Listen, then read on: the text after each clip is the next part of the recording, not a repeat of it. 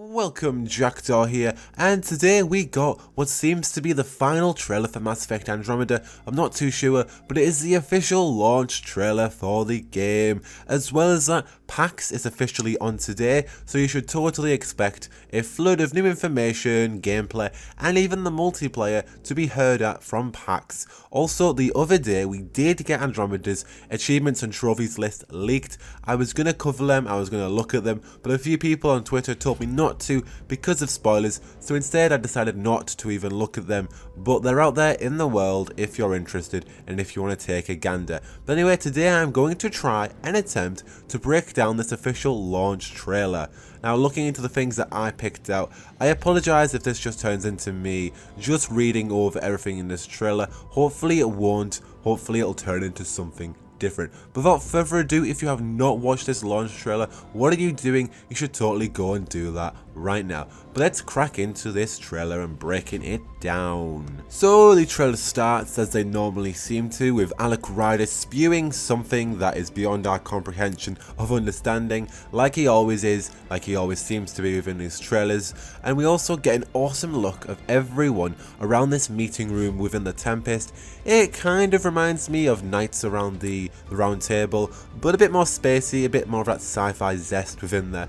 And then someone who I cannot distinguish, it's probably Cora, but I don't really know. They mentioned the fact that none, and I repeat, none of the Golden Worlds panned out. This scene is set way before we even become the Pathfinder 2, as they continue on to mention their struggles, the lack of resources, and then the fact that they need a Pathfinder.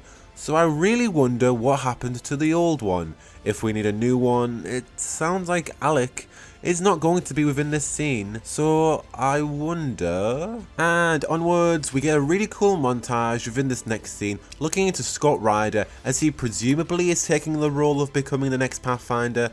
By the way, the song within this trailer is called Human, and it's by Rag and Bone Man. I'll link it in the description below, just in case you're interested. Obviously you can't hear it right now, but even still, I'll link it there. And okay, the next scene is potentially spoiler territory. It's nothing that I have not mentioned within my other vids, and it is speculation at best. I'm going to continue on right now, but in case you're worried, it's just speculation, and I doubt it will be true, but I'm going to continue. So we've heard from Dr. Lexi about a remnant city. This certainly looks like it would be a wicked entrance to such a city, and I'm pretty sure we saw the city in the last exploration and discovery vid too. I'll talk about the city again in a bit, but also within this next scene, we see Alec Ryder and with Cora. So Alec's son and Cora seem to be spying on the cat. We hear Alex saying that they're visitors just like us, obviously representing the fact that we're also aliens too on this new galaxy.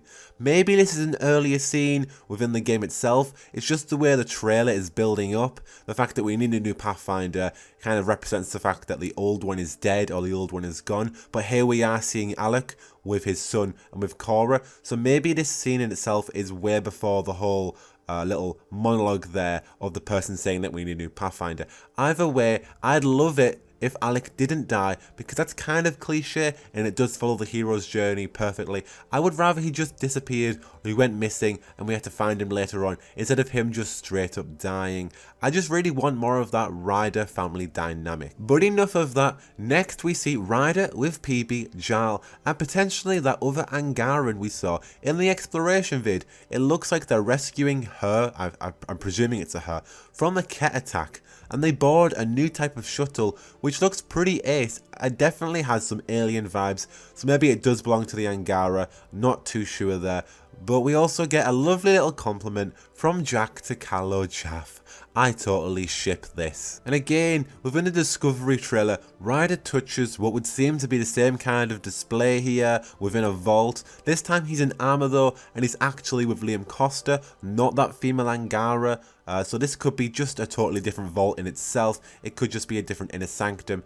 Heck, it could be a different planet, a different level. We know we're going to multiple vaults, so this could just be one of those different multiple vaults. And wow guys, check out Peebee in that heavy bulky armor. Personally, I'm just glad that we can get out of that crop top that she wears. That's just my pet peeve with Peebee. I just don't like the whole jacket crop top thing going on there. So I just like the fact that she's actually wearing that heavy bulky armor there. And the squad themselves seem to be entering an experimental lab. That's just my 2 cents.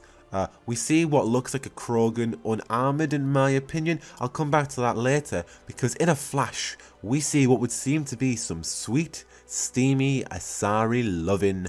Peebee can be romanced by male rider, which is no surprise at all.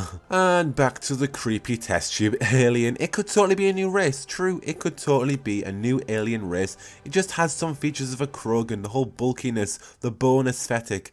Either way, it seems to want to kill us, so I don't think we should focus on it for too long. And also back to some of that Remnant City speculation, I actually think that this whole scene here is within this Remnant City. As we see the Archon, I cannot make out for the life of me what he's saying here, but we friggin' see Sarah Ryder screaming he has access. She looks like she's aboard the Tempest, and that's a cat on the ship doing something to her. Maybe it links in with the whole Ryder mystery. She seems to be getting scanned or something, and so it could link in with your typical RPG trope where the Riders potentially have some unique DNA or genetic material or even their blood. Either way, it seems that the Archon has access to something grandstanding right here. Now, whatever that grandstanding thing that the Archon has access to, I honestly have no clue. The fact that it needs to scan or take something from Sarah Ryder here represents the fact that it's something to do with the family. Maybe Alec Ryder goes missing, maybe it's linked towards a vault, maybe it's a kind of race against time thing going on.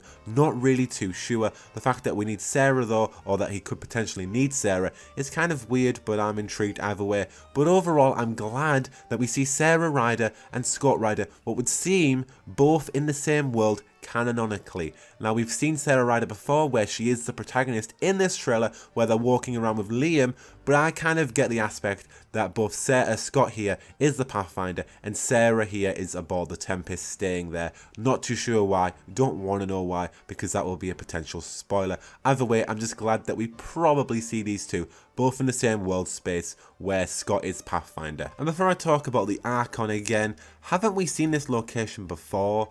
Like, you know, with Alec Ryder? Maybe it's just a typical vault door, or maybe it's even more than that. Not too sure. But the Archon yells, "No more mercy, kill them all." Now, I don't really care about what he's yelling there, but I'm not sure if this is a different scene where they've put his voice over this scene, but we actually don't see him move his lips, his mouth, whatever you would call it. So maybe he actually communicates telepathically, you know, kind of like Gorilla Grodd in the Flash TV show, getting inside our head. It would certainly be really creepy and definitely dynamic in terms of alien communication, because the Protheans used to communicate through touch and through that aspect. So I think for the Ket to communicate telepathically will be incredible and just add a different story dynamic altogether. It will be insane. And then we get a bunch of explosions, an arc being shot down, some crazy Tempest flying, and an awesome kind of new title design. Not the title design there, but it's the way it all transitions together there. It really looks fly. And at the end, we do see Ryder there within the medbay, just chilling, or probably just from waking up from cryo and meeting Dr. Lexi for the first time. But overall, this trailer got me really hyped for Andromeda. I don't want to spread hype culture or anything like that, but this trailer just got me even more excited for Andromeda. Being able to see Sarah Ryder and Scott together, hoping that they were together there, like in the same world space, I really want a great bonding, platonic relationship with my sister. I also want a great family relationship there as well. But overall, I'm just excited for this game. We're being able to play it in 6 days. We're getting more information on it in the coming hours. We're going to see the multiplayer. I'm pretty sure they're live streaming some more gameplay, so we're getting even more of this game. Hopefully we won't obviously get too overstimulated and see too much gameplay, but heck, I am just really excited to delve into this game and play it in 6 days because of EA/Origin access. But because of my hype for this game, I shall be playing Mass Effect 3's multiplayer in the next 6 days, because I feel that if I do not play it by the time Andromeda comes out with you guys, then I'll never play Mass Effect 3's multiplayer again, because Andromeda will just hook me up and I will never touch Mass Effect 3 again in terms of the multiplayer. So I was playing with you guys last night and I wanted want to play with you guys this week, the next coming 6 days, because if I don't, I'll never play it again. So add me on Xbox, invite me to a party, invite me to a game, do what you will, message me, spam me, I don't care, just get my attention, and then we can play some Mass Effect 3 multiplayer until we eventually are playing Andromeda's multiplayer, until we actually can delve into Andromeda. But anyway guys, be sure to add me on Xbox. Gamer tag is in the description, as well as my Patreon. You can support me if you wish, no pressure there. Also my social medias, hit me up, we can talk about Andromeda, Sarah Ryder, Scott Ryder, Pathfinders, Alec Ryder, family dynamics, relationships, romances, all those shenanigans for days until Andromeda comes out, and then you'll never see me again. Only joking, but anyway guys, you're already in the right place for all your Mass Effect Andromeda content, and even BioWare future content. But anyway guys, I have been Jackdaw, and I should go.